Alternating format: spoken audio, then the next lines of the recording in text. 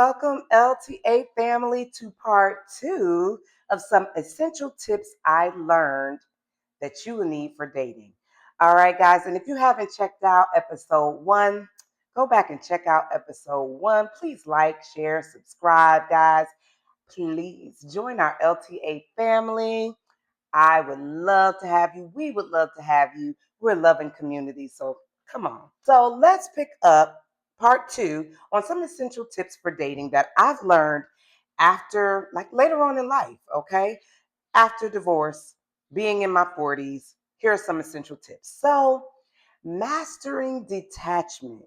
This again is another whole episode, which we probably will do later. But anyway, mastering the art of detachment. So, how many of us can say we stayed in situations way too long?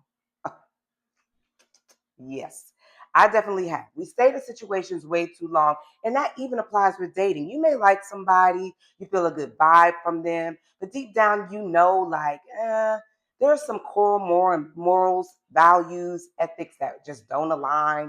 But wait, I don't know. We have great sex or whatever that keeps you attached.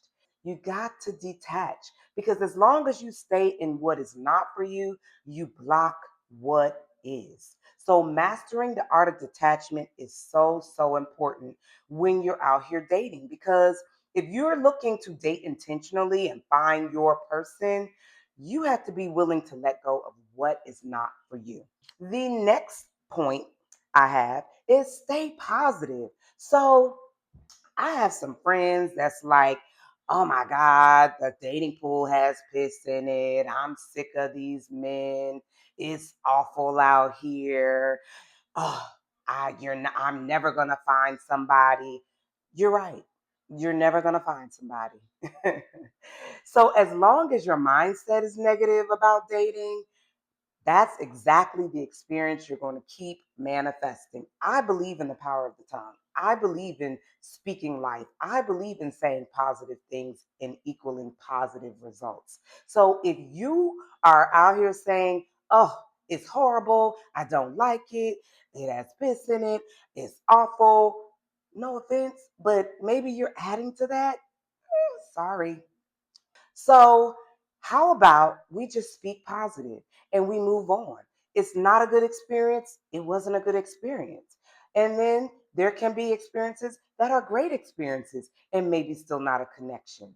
But staying positive, I think, is so essential when it comes to dating because if we're thinking from a lack mindset, that's exactly what you're going to receive. And so, in everything, in my life, I've learned, no, I'm speaking life over here. Okay. I'm speaking positive, I'm speaking big things, and I'm speaking abundance. And that's even in dating. The next point, how about you just have fun?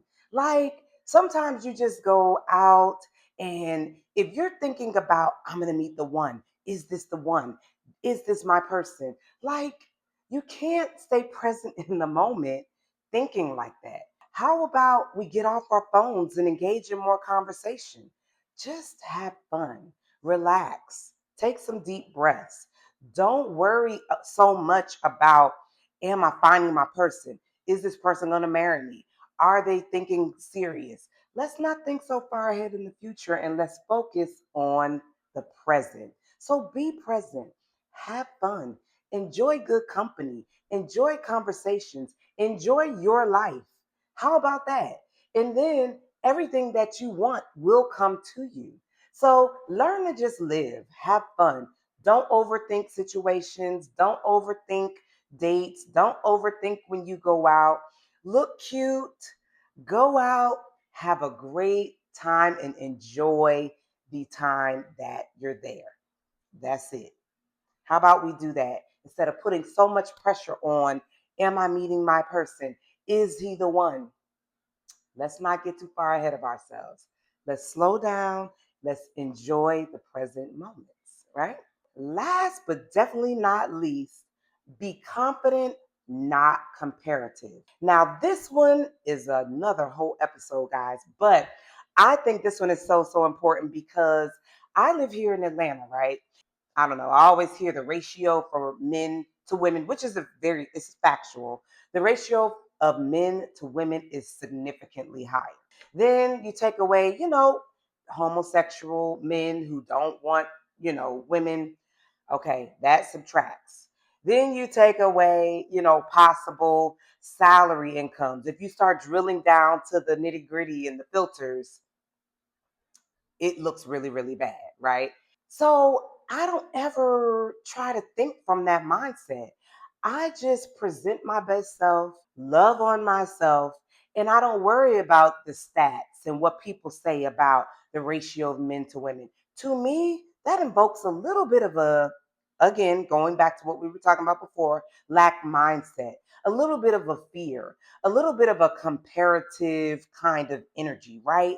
Because if you're telling or if you're saying to women, because I hear it all the time, there's not enough men and da da da da da, then that gives this energy of we have to compete, right?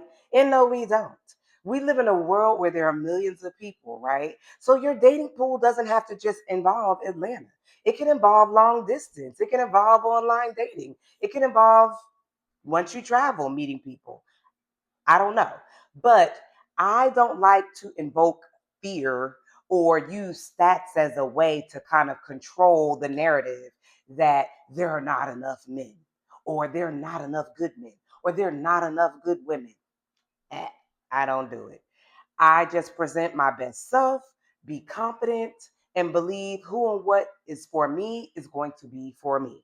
And if they're here in Atlanta or somewhere out of town, be flexible, right? Like you don't have to put yourself or your dating into a box. If two people are really willing to do the work, hey, you're willing to do the work, whether you're here in Atlanta, whether you're long distance, whatever.